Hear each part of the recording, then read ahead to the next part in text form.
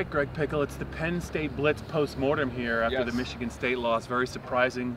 21-17, Michigan State wins late against the Penn State defense. Lions are 2-touchdown favorites, and at no point in this game did they look like 2-touchdown favorites. I just want to say, you know, against Appalachian State, KJ Hamler's kickoff return, special teams, really overshadowed some mistakes they had made earlier in the game, and it helped them win that game in overtime. Today, the special teams, I thought, really let Penn State down. I mean, they weren't perfect in any phase, but that early fake punt, and they have some serious issues at the place kicker position. I know he's only a true freshman, Jake Pinniger, but he's also on scholarship. I think he's fair game.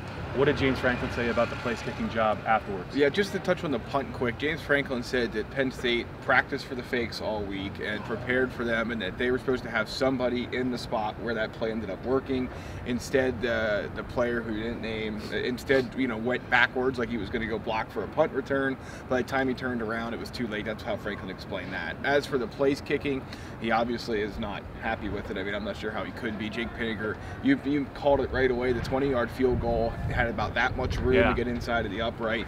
He hits another field goal off the post. I mean, he said we're going to look at that, going to revisit that. We'll see. I mean, I think at this point, unless there's clearly not another option, I think you have to try somebody else. You know, we talked a lot about Vlad Hilling, the Hollidaysburg walk-on before the season, and said that he had a really strong leg, but accuracy was a problem. Well, maybe it's time to just break that leg out and see what happens. The other thing, too, is, Blake Gilligan could move over as well, but he's not punting great either at this point. So James said that they have a high percentage of makes in practice. It's just not translating to games. I don't know how that, is going to change things moving forward, but something has to happen. I mean, Greg, just look at the rest of the schedule. They're going to play Wisconsin here. They're going to play Iowa here. Rugged games. They should be close. And they got to go to Michigan. So if you can't trust your kicker to make a 40-yard field goal, even to send him out there, I mean, what's the point of having a place kicker? He's 4 for 8. He has no kicks more than he's 0 for 3 from 40 plus. Yeah. They won for it on 4th and 4 against a pretty good Michigan defense instead of sending him out there. I just think it's not piling on, but I just think that maybe that's something that he absolutely has to reopen. Another thing I know to touch on, and we've talked about it, other than KJ Hamler, which receiver scares defense out there? It was really illuminating to see how much they struggled against a team that's allowed a lot of passing yards to get guys open. I think Trace McSorley was really frustrated. Yeah, there's no doubt. I mean, one of the many wrong things I said leading up to this game was that the fact that Penn State had explosive athletes and Michigan State didn't would be the difference. Bob, there weren't any explosive athletes out here tonight, but Michigan State made the plays when they needed to, and Penn State never did. I mean, they got Hamler in space a couple of times, but never anything consistent. It was not Trace McSorley's best game.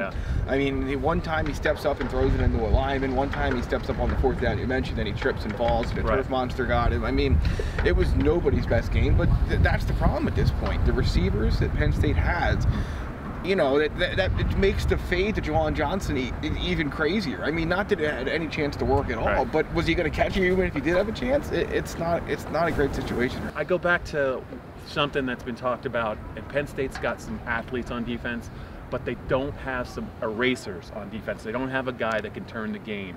Penn State had some chances to close this game out defensively before Lewerke found Felton Davis, who, by the way, has killed Penn State 2 years in a row. And I hate to say it, but their best corner, Amani Arouarier, was out there a lot. Man-to-man. More often than not, he got the job done. He had a chance to intercept a ball earlier on that drive and really end it. Couldn't do it.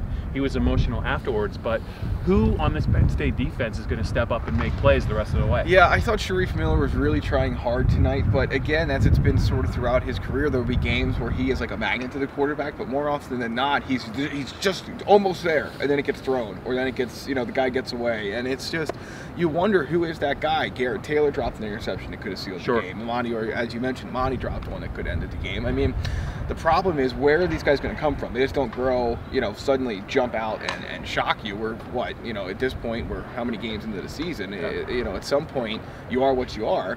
And Penn State at 4-2, it might just be what it is at this point. They got some guys that are groomed for maybe next year, but this year, Bob, I don't know. Yeah, it's hard to believe 2 weeks ago Penn State really had everything in front of them, not even in the Big Ten. Actually, go back to the 4th quarter of the Ohio State game, and things are looking great for Penn State. It can still be a good season, but James Franklin has thrown the great word around and the elite word around this year and how close they are.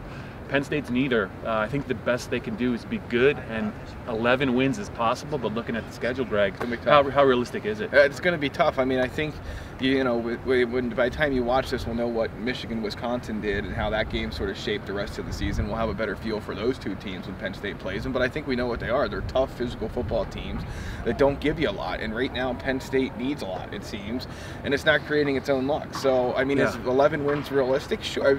You know, I'm not going to rule it out. I'm not going to say it's impossible or that it's you know, but is it likely? Hard to say at this point. I would say probably not. Considering where Penn State had been, considering who they had coming back, considering there were 2 touchdown favorites playing at home, is this the most disappointing loss of James Franklin's time at Penn State? I mean, I don't know any other way to look at it. I mean, you can go back to some of the earlier ones and say that they were bad losses, but those teams weren't supposed to be what this team was supposed to be. So yeah, there's no doubt about it in my mind. I mean, Penn State held under 20 points for the first time since the Michigan game back in 2016. Good news for Penn State is a lot of good things happened after that Michigan game, and a lot of good things happened after Penn State lost to Michigan State last year. So if you're a fan looking for something to hang your hat on, that's it. But yeah, no question. I mean, I think there were 106,000 plus people here, and they expected to come for a 3:30 game on a beautiful day and get out of here with a pretty easy victory, and it never was meant to be from the start. There will be better, more upbeat Penn State blitzes to come, but this won't be one. This is not one of them.